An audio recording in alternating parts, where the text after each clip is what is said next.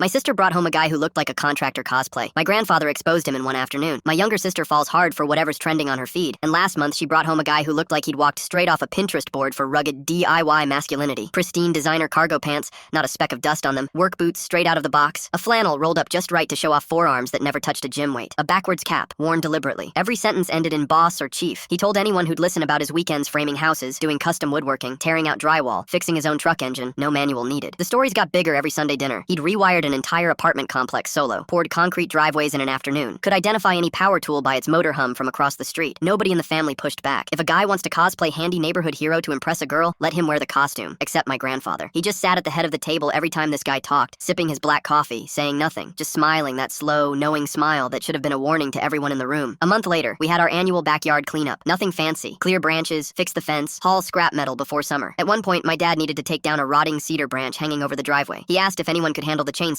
Our self-proclaimed master carpenter puffed out his chest. "Oh yeah, man. I've been running chainsaws since I was knee-high to a grasshopper," said with the kind of arrogance that made you think lumberjack associations were begging him to join. My grandfather pointed toward the shed where the gas-powered saw sat. Anyone who's done real yard work knows a commercial chainsaw is nothing like a pruning saw. Different fuel mix, different safety brake, different kickback risk entirely. The guy picked it up like a toy from a hardware store display. My grandfather glanced at my dad. Not a word passed between them. They didn't need one. He walked up to the branch like he was posing for a photo shoot, pulled the cord 3 times, and when it finally roared to life, he immediately hacked at the wood sideways. No idle check, no chain tension check, nothing. He skipped the bumper spikes entirely and tried to force the blade straight through the thickest knot like he was swinging a bat. The saw bucked violently, screamed against the wood, and kicked back so hard it almost flew from his hands. He panicked, fumbled the throttle, and stumbled backward into a pile of wet mulch, flat on his back in front of the entire family. Dead silence. Even the neighborhood kids stopped playing catch. He laughed too loud, brushed the mulch off his pristine pants, and mumbled something about chain tension. Nobody bought it. My grandfather walked over, no gloating, picked up the saw, adjusted the choke, checked the fuel mix, and sliced through 3 tree sections with smooth, effortless rhythm, all while casually chatting about the weather. No showing off, just decades of muscle memory doing the talking. The fake contractor suddenly got very interested in a text on his phone. Later, someone asked him to help load scrap metal into my truck bed. He stood at the tailgate for a full minute, staring at the latch like it was an alien artifact, before quietly asking which lever dropped the gate. That was the final nail. Nobody roasted him to his face. Nobody had to. The mystery solved itself. By the next weekend, the flannel shirts were gone. The spotless boots got swapped for sneakers. A couple weeks later, my sister let it slip. He grew up in a gated townhouse downtown and bought his entire rugged wardrobe online, convinced women liked guys who looked like they worked with their hands. My grandfather never said a word about it. He didn't have to. He just kept sipping his coffee, same slow smile on his face, the one that already knew exactly how this story was going to end.